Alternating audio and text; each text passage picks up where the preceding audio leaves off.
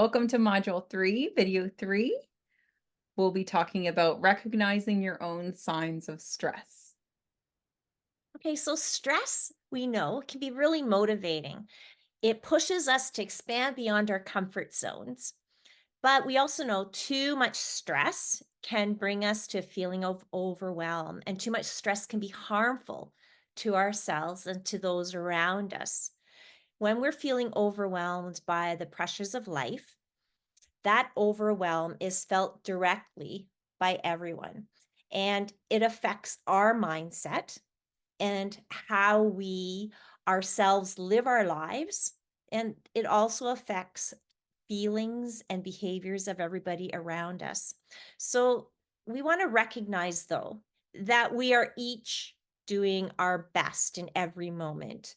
Um, and so there's different areas just to consider in thinking about what are some signs of stress. We want to check out um, areas such as our behaviors, our body, what's going on in our body, and our emotions.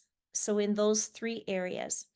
And when we notice those signs of stress, we can perhaps uh, start figuring out, well, what could we do about that to bring the stress down before we head into a burnout situation or a real severe illness. So this is really important stuff. And Alicia was so kind in explaining her process of figuring out what was going on in her body that was then a sign of her nervous system being impacted and coming out in different ways. So we're going to take a peek at stuff like that too. But this is a lens for you to do for yourself. So let's start with behaviors. Um, Behaviors such as quick reactions, maybe, uh, as if there's something dangerous happening, or maybe behavior might be difficulty concentrating, or maybe having difficulty with change. Um, and it's important to realize that these behaviors are stress behaviors, or maybe they're known as trauma responses in some cases.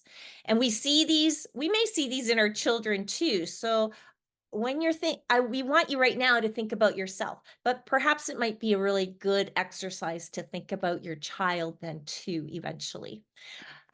So one of those behaviors is fight. So um, are you finding yourself in a position where you're often having a temper, for example, or just quick to respond, feeling that you are being attacked, and so your response is to attack back with words. Or it might be in some cases a little more physical. Um, a flight behavior, running away from something, maybe not truly running, but leaving a situation, right? Disengaging, isolating yourself. Maybe you're very being easily distracted. Or maybe you're trying to micromanage people and situations, or you're chronically rushing around. These are flight situations. I know in my own life, I do that micromanaging of people and suggesting, and you need to say this, and you should do this and this and this. And sometimes when I start doing that, I recognize that it's because I'm stressed about a situation. And it really is more about me than about what they should be saying. So that's something that I can recognize in myself. Freeze, just being so tired, or like falling asleep even when things are busy around, and not really being sleepy, like having had a good night of sleep, right? In some way, shutting down. Procrastination, that is a big one for me, especially. I recognize that when I am stressed about something, I'll find different things to do and procrastinate on the thing that I need to do, right? Um, struggling to make even small decisions, binging on just sitting around and watching TV or scrolling on the iPhone, for example. And another trauma or stress response might be fawning. So that is actually where you people please just to avoid conflict. So you defer to other people to make the decisions. When there are choices to be made, you just say, oh, let's just do whatever you want. Stuff like that, right? Extreme placing others' needs and emotions ahead of yours. That would be another example of fawning.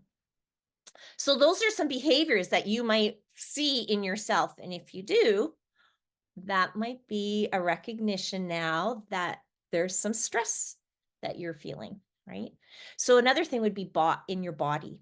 And Alicia talked about these, but we'll go through them a little bit. Increased heart rate. You feel your blood pressure is high.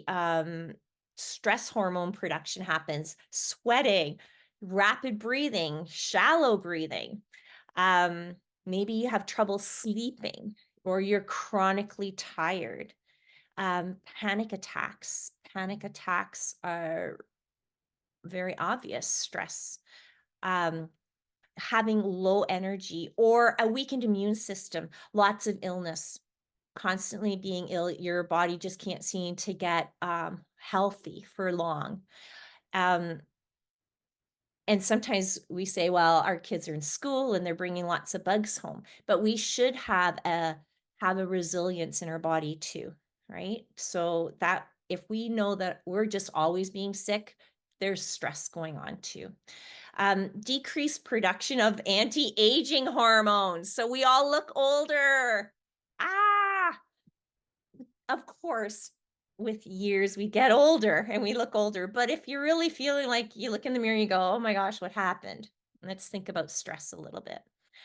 Increased blood clotting and platelets. There's an increased risk of stroke. There's headaches and migraines and stomach aches, allergies, eczema, psoriasis. I really struggled with eczema and psoriasis. It was very, very bad at one point, and it was definitely stress related. So when I started to care for myself, I didn't need the pills or the creams. I needed to step back and care for the underlying stress, and that made all the difference. So that's just from my own experience. But having sensitivities like to noises, to lights, to smells, to touch, oversensitivity, like if you're highly sensitive to those things, for example, stress response. And then taking a check of our emotions. If we have increased negative emotions, um, like we are more defensive than usual, very judgmental, anxious or worried or sad, depressed, fearful, all those negative emotions tend to be increased when we have more stress in our bodies and or in our lives, I mean. So just to be aware of that, this happens. So, but okay, so we know that there's stress things, right? But there's a lot that we can do. I don't want to pull you down here. Just want you to be aware that we do have things, signs that we can look for. But there's a lot we can do to bring down those stresses before we hit overwhelm. We don't have to be a victim of the stress here, right? And one of the formulas that I really use in my own life and have found helpful is knowing that my stress level really depends on how I perceive pressures and my level of resilience. So knowing that formula works for everybody at every age. And we're going to talk more about these in module 5. So now it's time for a reflection. Do you recognize any signs of stress in your behaviors, body, and emotions? We'll see you in the next video.